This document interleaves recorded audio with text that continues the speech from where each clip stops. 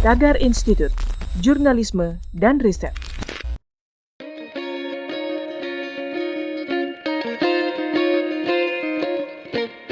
Halo Tagarians, para penonton Tagar TV dan juga pembaca Tagar ID, ketemu lagi sama saya, Kori Olivia. Hari ini kita membahas tentang Wakil Sekjen PA 212 Novel Bamukmin yang mengklaim tidak punya wewenang untuk menghentikan massa yang ingin hadir di Pengadilan Negeri Jakarta Timur saat sidang pembacaan vonis terhadap terdakwa Rizik Syihab Kamis 24 Juni 2021 terkait kasus tes usap di RS Umi Bogor. Sebelumnya, jaksa sudah menuntut Rizik Syihab dengan hukuman 6 tahun penjara dalam kasus tersebut. Novel Bamukmin menuding selama ini pihak jaksa penuntut umum telah berpolitik dalam menangani kasus yang menimpa HRS. Bahkan jaksa dinilai sudah melakukan diskriminasi dan mengesampingkan fakta hukum terhadap kasus tersebut. Untuk membahas hal ini lebih lanjut, saya sudah bersama dengan Novel Bamukmin, Wakil Sekjen PA 212. Halo Pak Novel, apa kabarnya Pak? Ya, Assalamualaikum warahmatullahi wabarakatuh. Waalaikumsalam. Bisa dijelaskan Pak, apa yang Bapak maksud dengan jaksa telah berpolitik dalam menangani kasus yang menimpa HRS Pak? Ya, jadi ini sebenarnya bukan kasus hukum yang membelit daripada Habib Rizik Syihab, mulai dari rentetan kasus kerumunan di Petamburan, kerumunan di Megamendung, sampai juga kasus Rumah Sakit Umi yang semuanya berkaitan dengan masalah pandemi atau masalah yaitu corona. Nah, kita melihat kita tidak terima apa yang sudah dituntut, apalagi yang sudah divonis. Yang divonis itu masalah Petamburan itu divonis 8 bulan penjara yang seharusnya bebas. Begitu juga kasus Megamendung yang didenda 20 juta atau kurungan 5 bulan. Apalagi ini kita melihat yang kasus Rumah Sakit Umi sudah jelas-jelas tidak ada terbukti fakta Habib Rizik melakukan kebohongan. Tidak pernah mengatakan negatif COVID, tidak. Akan tetapi Habib Rizik keluar hanya mengatakan saya sehat-sehat saja, baik-baik saja. Artinya dalam keadaan baik-baik saja orang sakit panu, kadas, kurap, itu aktivitas seperti biasa, tidak ada masalah. Cuman kalau mau dibilang sakit, ada yang sakit gitu. Begitu juga masalah penyakit yang yang dituduhkan itu, kita melihat apa yang disampaikan Habib Rizik benar bahwa beliau dalam keadaan sehat, dan memang terlihat dari wawancara pun semuanya beliau sehat-sehat saja, nggak ada masalah sedikit pun dengan beliau gitu. Jadi memang beliau apa yang nyatakan itu beliau sehat adalah sehat gitu. Cuman lucunya rentetan itu kok daripada 3 kasus yang membelit daripada Habib Rizik ini kok semuanya nggak ada yang dibebaskan murni satu pun. Karena kalau kita melihat kasus kerumunan, bisa jadi sudah ribuan kasus kerumunan. Ada 260 kasus yang mungkin sudah dilaporkan kali kalau nggak salah, itu satu pun nggak ada yang diproses. Kalau Hovifah bisa menyelenggarakan kerumunan karena miladnya sudah meminta maaf, Hovifah itu nggak pernah dijerat dengan hukum. Habib Rizik sudah minta maaf, bahkan membayar denda 50 juta, masih dihukum. Nah, ini kan jelas diskriminasi hukum. Padahal kita melihat Jokowi juga melakukan kerumunan di Maumere. Begitu juga kalau masalah pernikahan, kerumunan, itu yang namanya artis Anang membuat pesta, anaknya juga melakukan kerumunan, bahkan pejabat datang termasuk Jokowi datang. Bahkan yang di Maumere itu menantang prokes. Kenapa menantang prokes? Karena tidak pakai masker, tidak jaga jarak, tumpah ruah manusia berkumpul di situ, tidak ada satu menit proses. Apalagi kita melihat selebrasi kemenangan Pilkada Solo, wali kota Solo, itu juga sama menantang prokes, tidak pakai masker, tidak jaga jarak, tidak ada sanitizer di situ, menantang prokes. Dan pilkada rentetan pilkada itu ada pilkada maut, satu pun tidak ada yang diproses. Tapi kenapa Habib Rizik yang harus diproses masalah kerumunan? Karena kerumunan itu sudah terjadi di mana-mana, setiap Jumat masjid penuh loh. Bubarin itu seharusnya masjid yang ada di Indonesia, bubarin. Karena melakukan kerumunan. Begitu juga seluruh masjid yang telah melakukan sholat Jumat, seluruh Indonesia, tangkap semuanya dong. Bayar tuh denda 20 juta, ada yang mesti dipenjara 8 bulan.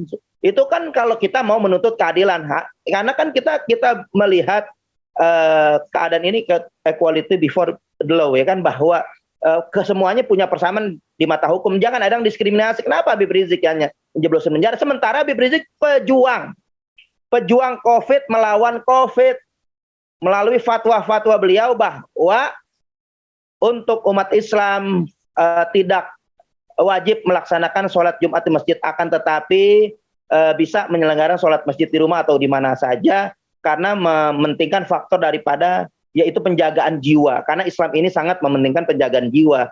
Habib Rizik sudah sampaikan untuk tidak sholat Jumat selama ada di zona merah, selama pandemi corona ini. Itu sudah difatwakan, bahkan laskar-laskarnya di seluruh FPI termasuk saya, begitu juga cabang-cabang ataupun organisasi-organisasi yang di bawah pemimpinan Habib Rizik termasuk P212 itu menyebar bersama laskar FPI untuk menyemprotkan disinfektan dimanapun, termasuk gereja sekalipun kita semprot. Begitupun pembagian hand sanitizer, bahkan pembagian sembako kita berikan. Karena mereka di lockdown, karena mereka di rumah, ekonomi mereka terganggu, kita pun bantu. Jadi Habib Rizik ini pejuang melawan COVID justru karena dipenjarakan. Ini kan lucu. Nah, ini kita melihat kenapa digiring. Saya bersama dengan Ustadz Haikal Hasan, kita sudah ke KY, Komisi Yudisial. Di situ kita sudah menduga ini adalah muat kepentingan politik. Karena apa yang disampaikan Habib Rizik ini adalah memang sebagaimana anak bangsa yang peduli akan nasib bangsa, yang sampai saat ini kita melihat ini carut marut ya. Rezim luar biasa, kacau, berantakan, krisis ekonomi, pandemi nggak bisa diatasi, justru negara-negara lain Eropa sudah bisa mengatasi daripada pandemi. Siaran juga Piala Dunia kita juga melihat tumpah ruahnya manusia bisa mereka atasi. Indonesia justru malah terperosok dengan pandemi ini. Justru Habib Rizik malah menjadi korban daripada ketidakadilan. Padahal kalau kita melihat, itu seharusnya Habib Rizik diberikan penghargaan yang begitu luar biasa karena perjuangan beliau. Bukan dipenjarakan sampai saat ini. Dan saya menyampaikan ketika di KY, itu bahwa ini ada sangat muat unsur kepentingan politik. Karena kesempatan Habib Rizik untuk dibungkam sampai dugaan kita sampai 2024 itu ternyata terjadi. Kita meminta ke KY untuk terakhir agar hakim jangan mau untuk masuk ke dalam ranah politik. Karena biar bagaimanapun jaksa menuntut, hakim bisa menentukan. Saya apresiasi dengan vonis yang diberikan hakim dengan masalah kerumunan di Petamburan. Kenapa? Karena di kerumunan Petamburan, karena divonis kurang daripada setengah. Biasanya itu vonis 2/3 tuntutan. Kalau 2 tahun bisa menjadi mungkin 1,5 tahun, atau enggak setengah daripada tuntutan, setahun. Tapi ini luar biasa di bawah setengah. Nah, kita kalau melihat hakim harus jeli. Ini permainan politik yang disampaikan oleh jaksa, karena menuntut 6 tahun itu kalau memang bisa divonis 6 tahun, 2021 tambah 6, 2027 Habib Rizik harus dikeluarkan. Itu kenapa? Karena sudah selesai pilpres, sudah selesai pileg, sudah selesai pilkada. Kalaupun hakim menentukan nanti 2/3 tuntutan dari 6 tahun, mungkin jadi 4 tahun. 4 tahun 2021 tanpa 4, 2025, itu sudah selesai juga pilpres. Sudah selesai juga pileg, sudah selesai pilkada. Karena di mana? Karena dibungkam, karena ada indikasi. Ini sudah menjadi rahasia, menjadi bocoran yang terbongkar bahwa di Majelis Pemusyawaratan Rakyat MPR dan DPR itu akan digodok, yaitu presiden 3 periode.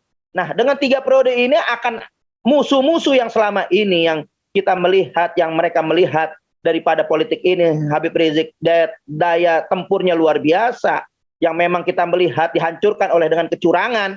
Mereka ini akan membungkam Habib Rizik. Maka kita sampaikan di KY, tolong hakim jangan sampai masuk angin. Jangan sampai kena daripada pesanan-pesanan politik yang dilakukan oleh politik-politik yang ditunggangi oleh politik oligarki, politik kekuasaan, politik pemodal, orang para cukong-cukong. Karena vonis ini bisa kita melihat ini permainan diduga kuat permainan vonis ini oleh cukong-cukong yang menentukan. Cukong-cukong itu yang menentukan vonis, bukan hakim. Hakim itu bisa jadi diintervensi dengan iming-iming jabatan, dengan segala ancaman dan segala macam, itu bisa terjadi. Nah, maka kita melihat ini tergantung daripada hakim. Tapi luar biasa, jaksa ini telah berpolitik memainkan tuntutannya sampai 6 tahun. Yang hakim ini akan dibuat bingung. Biasanya hakim standarnya itu memvonis 2/3 tuntutan. Ya mudah-mudahan hakim terketuk hatinya.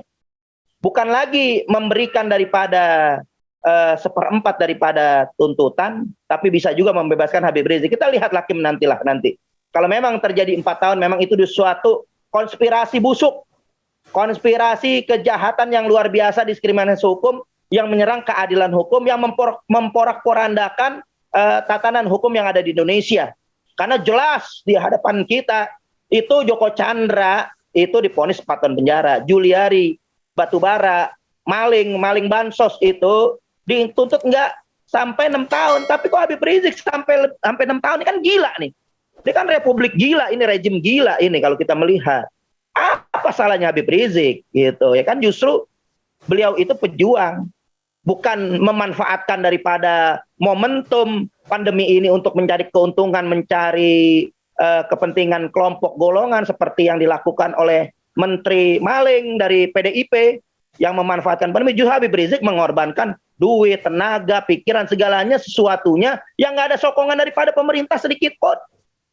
Kita ngumpulin sendiri, kita bergerak sendiri, nggak ada yang bantu kita. Justru dikasih penghargaan, dibebasin, bukan dijerat hukum. Negara ini merdeka 350 tahun, ulama yang berjuang. Sebelum ada NKRI, sebelum ada TNI, sebelum ada Polri, ulama yang berjuang memerdekakan negara ini, merumuskan Pancasila, mewariskan Pancasila. Bukan ulama jadi pesakitan sampai saat ini. Ini udah rezim udah luar biasa. Makanya kita melihat ini rakyat bergerak. Ternyata bukan lagi melakukan diskriminasi hukum, melakukan kriminalisasi terhadap ulama, ini jaksa. Ternyata melakukan provokasi. Jadi kami nggak bertanggung jawab.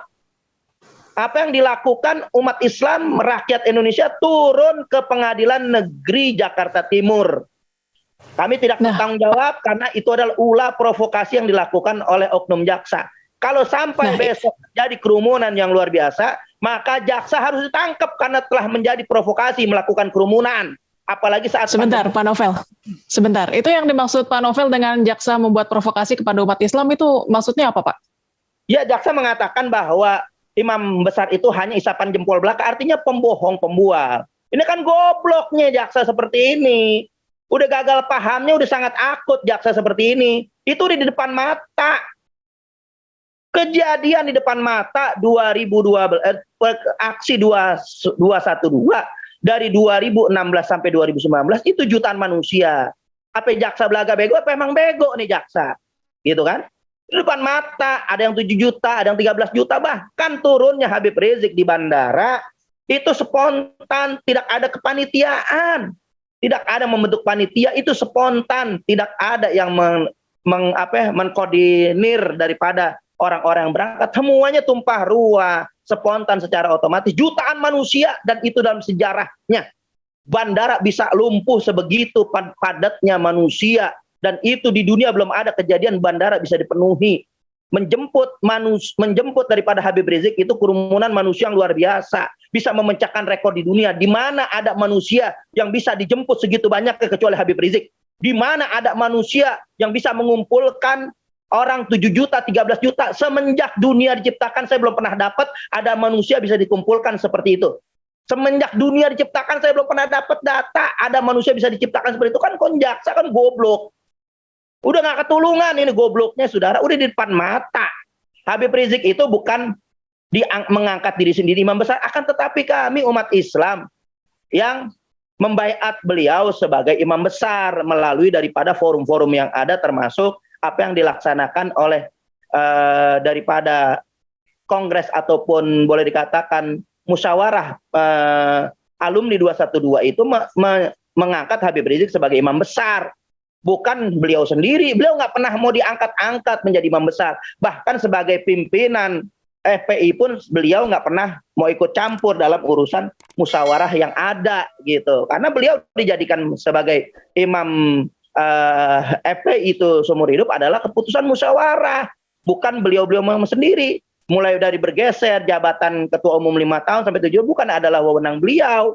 Jadi beliau ini apa yang dilaksanakan oleh musyawarah apa yang ada. Jadi kita melihat ini jaksa udah melakukan provokasi yang luar biasa, udah memancing amarah umat ini, maka jaksa harus bertanggung jawab. atas apa yang diucapkan, karena memang kita melihat sudah diduga kuat ini jaksa telah melakukan kepentingan politik kotor, yang memang pesanan-pesanan yang kita melihat jaksa-jaksa seperti ini harus dipecat daripada jaksa karena tidak melakukan tugas yang dengan benar, tidak melakukan tuntutan dengan adil. Ini merusak daripada tatanan hukum yang ada. Maka kita meminta kami untuk bisa meredam daripada masyarakat yang turut, jaksa harus dipecat. Bahkan kalau memang sampai terjadi kerumunan besok luar biasa tumpah ruah, jaksa harus ditangkap dan diproses hari itu juga. Apakah ini berarti ancaman, Pak, bahwa besok akan ada kerumunan di sidang? Ini bukan ancaman, HRS. Kita nggak pernah menghimbau. Saya pribadi dan PA 215 nggak pernah menghimbau untuk turun. Tapi kita juga nggak pernah bisa untuk mencegah untuk mereka untuk turun. Akan tetapi kita tetap PA 212 setiap sidang mengawal. Kita mengawal sidang Habib Rizik dari manapun, dari media maupun dari apa yang kita dengar, maupun kita dari kejauhan. Itu kita selalu mengawal sidang Habib Rizik, yang kita taat kalaupun hadir, perwakilan kita taat dengan prokes, kita jaga jarak, kita pakai masker, kita pakai sanitizer, itu sudah kita jalankan. Kita mengawal kasus daripada Habib Rizik yang sampai saat ini masih berjalan sampai besok hari Kamis. Jadi kami nggak pernah menghimbau dan kami juga nggak punya kekuatan wewenang untuk melarang mereka hadir untuk besok. Akan tetapi kita menghimbau, pantau sidang Habib Rizik untuk bisa mengawal Habib Rizik dimanapun, untuk bisa memantau daripada perjalanan sidang Habib Rizik. Itu aja yang saya sampaikan. Iya, saya mengerti bahwa pecinta HRS sangat mendukung keberlangsungan sidang ini ya. Tapi kan di tengah kondisi pandemi seperti ini dengan kasus COVID yang semakin meningkat, bukankah Bapak sebagai petinggi PA 212 seharusnya menenangkan para pendukung dan meminta untuk tidak datang ke pengadilan, Pak? Ya, saya pribadi hanya meminta untuk taat prokes. Ikuti prokes yang ada, karena kerumunan ada di mana saja terjadi. Kan saya bilang di masjid ada kerumunan, nggak jauh dari pengadilan. Di masjid itu melakukan kerumunan, di sebelah PA itu, sebelah PN Jaktim ada masjid, sholat zuhur, kerumunan. Masa mau saya larang itu orang yang mengumpul di masjid untuk melakukan kerumunan? Karena kerumunan justru terjadi di situ, ataupun terjadi di musola apa yang ada. Ya sebisanya aparat pemerintah bisa mengatur daripada kerumunan-kerumunan yang ada. Saya bukan orang pemerintahan, nggak punya wewenang menghimbau atau melarang-melarang. Itu adalah haknya umat Islam. Mau turun atau tidak, itu bukan ranah daripada wewenang kami. Baik, Pak Novel. Kalau begitu, terima kasih waktunya. Sukses selalu, Pak. Ya, Tagarians, demikian perbincangan saya bersama Novel Bamukmin, Wakil Sekretaris Jenderal PA 212. Subscribe YouTube channel Tagar TV dan klik loncengnya juga untuk mengikuti video menarik membahas topik terhangat hanya untuk Anda. Saya Cory Olivia, Tagar TV.